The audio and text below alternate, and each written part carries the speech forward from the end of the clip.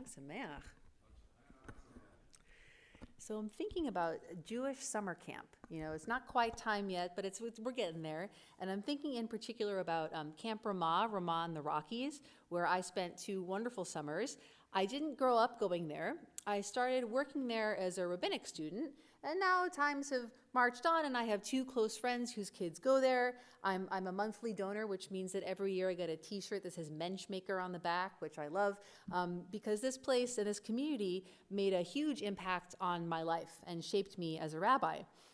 The director of the camp, Rabbi Eliav Bach, who was very generous with his time when I was there and really since then, he mentored me in something I had to do for school that's called a field placement. It's shadowing a rabbi in the field as they do their job. There's a minimum requirement of, I think it's 12 hours, but he invited me throughout the summer to sit in on everything important that was going on. It was really an example of when a senior colleague wants a junior colleague to succeed, and it just still touches me to this day. And so that was an amazing opportunity, but the reason why I had the opportunity to go there in the first place is that I was working in the kitchen as part of the kitchen staff, which is not necessarily the most conventional role for a rabbinic student at Camp Ramah, but it was a match between what the camp needed and what I had experience doing. And in these 2 summers, I had a tremendous amount of hands-on experience with kashrut, with the rules of keeping kosher. Some of my rabbinical school classmates had similar experiences when they worked at Ramah Ojai. It's an amazing experience for a student. And the second summer, I had the responsibility of supervising the kashrut for the whole camp. The first summer I was there, issues with kashrut would come up sometimes, and people would bring them to me because I was a rabbinic student, even though I wasn't technically in charge. But the second summer I was responsible, and that was a lot of responsibility. So in practice, practically speaking, what is it that I did in this responsibility, in this role?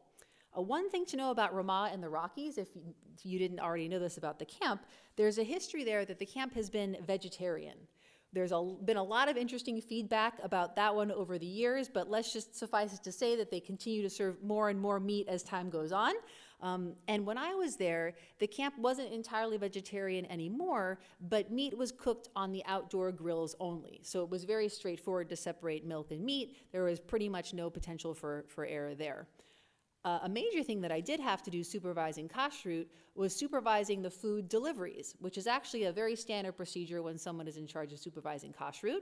The order comes off the truck and you go through the order, not just checking off all the things that you order there, but also checking that each item has a kosher symbol. And so it's not going shopping at a grocery store, it's like industrial size Instacart, so at least the orders come in one batch at a time. And it was interesting, because I wasn't the senior rabbi at the camp, I got a list of kosher symbols and I used what was provided. Sometimes people would disagree with the decisions of the senior rabbi, but I didn't really get involved in that one. And so checking the food deliveries, why is that standard procedure? Well, what I learned through experience is that sometimes you'd order the same thing like you did every week, but this time it would show up and it'd be a different manufacturer without a kosher symbol. Then we'd send it back. And over time, I learned you really do have to check every time. Now, another major thing I did in this role of supervising kashrut was paying special attention to the rules of Shabbat. There were a couple of technical issues that we didn't have to deal with because the camp was closed for Shabbat, no one traveled in or out, and so in terms of carrying on Shabbat or buying food on Shabbat, no worries there, I didn't have to think about that. But there are rules of cooking on Shabbat, meaning you can't cook on Shabbat. There are specific ways of heating up food that's already been cooked. There are specific ways of heating up liquids, which are even more complicated, and even specific ways of preparing food like salads. It's a whole different set of rules for Shabbat. Now, the third and final major thing I had to pay a lot of attention to in this role, which is kind of a surprise and was a surprise to me, is vegetables. You might think that vegetarian food is guaranteed kosher, but I learned through experience this is not the case. There were multiple times when people would come to me with a salad and point out it wasn't washed carefully enough. It turns out that there are some types of vegetables that are harder to clean than others.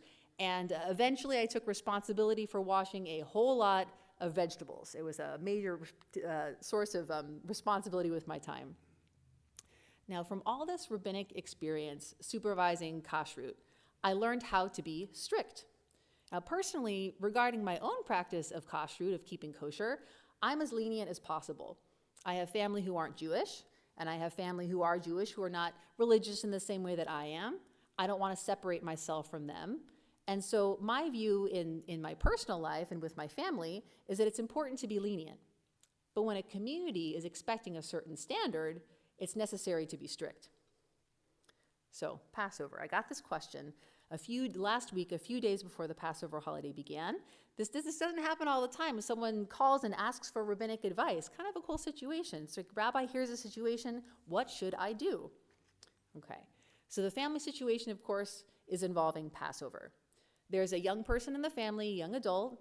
They have a new partner. They're starting to think about marriage. They're thinking about having a Jewish home and a Jewish life. They haven't been so involved Jewishly in the past, but they're turning over a new leaf, which is very cool, and they want to have a Seder.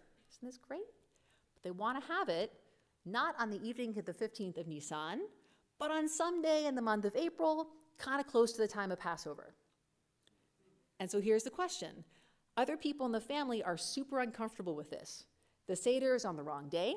This is like celebrating the 4th of July on July 6th, just because the July 6th happens to be a weekend. This doesn't make any sense. What should we do? So I was thinking about my own family situation when it comes to Pesach. We have a custom these days of having a beautiful family Seder over Zoom. It's a custom that emerged for us in the pandemic. Actually, the first pandemic Seder was the Pesach after Akiva and I were married. We were expecting to go back east, and as time ticked, it was like, okay, I guess this isn't going to happen. So we bought our own Seder plate, the one that we still have, and we kind of did that at the last minute. And since the pandemic ended, we've had the opportunity a couple of times to go back east and do the Seder in person. But it turns out there are some real advantages for our family to have a Zoom Seder. We have some young people that are not necessarily available to travel to a specific location on the night of the 15th of Nisan, but they are able to join on that same night via Zoom.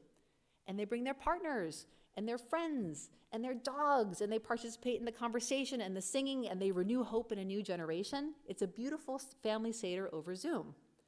There's just one halachic catch. It happens on East Coast time, because the East Coast is the family's home base. This is the time zone where almost all of their participants are. It's early for us here in Los Angeles, and you're not supposed to start the Seder early. If you do start the Seder early, there's a very complicated protocol that you can follow, and the bottom line is that this complicated protocol is not the same way that we do the family Seder. So, what do? We started the Seder on time, East Coast time. We went through the Seder following all the family customs. It's a 5-hour adventure, give or take, and it was not nighttime local time for most of those 5 hours. Now, in this situation, it was important to be lenient and flexible and respectful. No, it wasn't strictly following the rules, but it was breaking the rules for the right reasons. When we're talking about family, and we're talking about holidays, we're talking about finding harmony in a group of people with diverse needs and standards, these are the situations that continue to teach me as a rabbi not to be strict, and instead to be flexible. So now, going back in time to a few days ago when I got this question about having a family Seder, sort of close to the Passover holiday, not quite on the right day. So when I got this question last week, I was thinking ahead to the family Seder I knew we would have, and I knew that I would need to be flexible about time. And so I answered this person's question, and I said, I totally get it that there are people who are uncomfortable with having the Seder on the wrong day. Totally valid way to feel about it. I get that it doesn't make sense to you. I guess that it doesn't work for you Jewishly. Complete empathy with his feeling and with his viewpoint. You're making sense to me here. But I think you should go to the Seder. I think you should go and support these young people who are wanting and striving to live a more Jewish life. I think it's totally okay while doing that to be like, the Seder is on the wrong day. Maybe there'll be an appropriate opportunity to explain to them what your own practice is and where you're coming from. But the most important thing is to support them as they are learning and choosing to live a Jewish life. And the person who asked this question said, okay, sounds good. Thanks, Rabbi. That makes sense. And I responded, let me know how it goes. So stay tuned.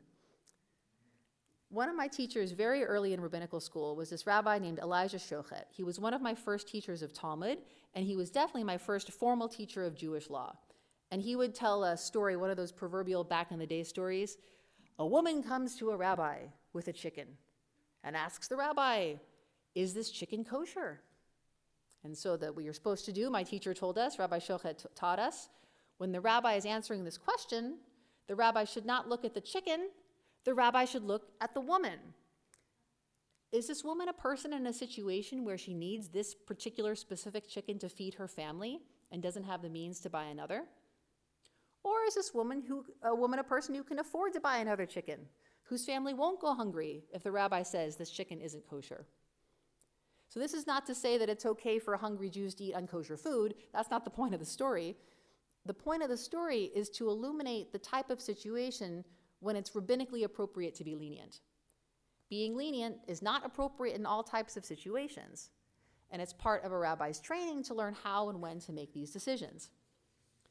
And that's why every Jewish community that follows Jewish law, including this community here at Adat Shalom, has what's called a Amara Da'atra. So that's a technical term in Aramaic. You've all learned it, Yasher Koach. It's the Amara Da'atra is the person responsible for making rabbinic decisions when questions come up, and ends up also being the person responsible for making sure that people in the community are familiar with Jewish law. Every Jewish community that follows Jewish law has exactly one Mara Da'atra, one person designated to make these decisions.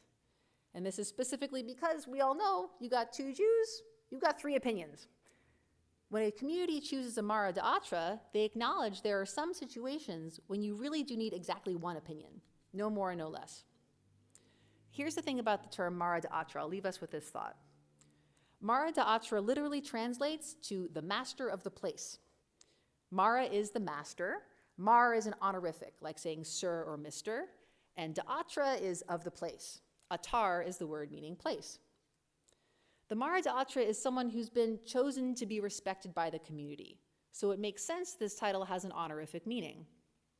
But a Mara Da'atra, in its essence, is a position of service to the community, where a person has an opportunity to use their expertise to serve the community's needs and to benefit the community. So as Adat Shalom's Mara Da'atra, I am always grateful that this opportunity this community gives me the opportunity to be of service. I'm so grateful to all my teachers for providing me the guidance that helps me serve this community. And when it comes to Passover, the holiday is just beginning, so feel free to keep asking questions. Chag Sameach.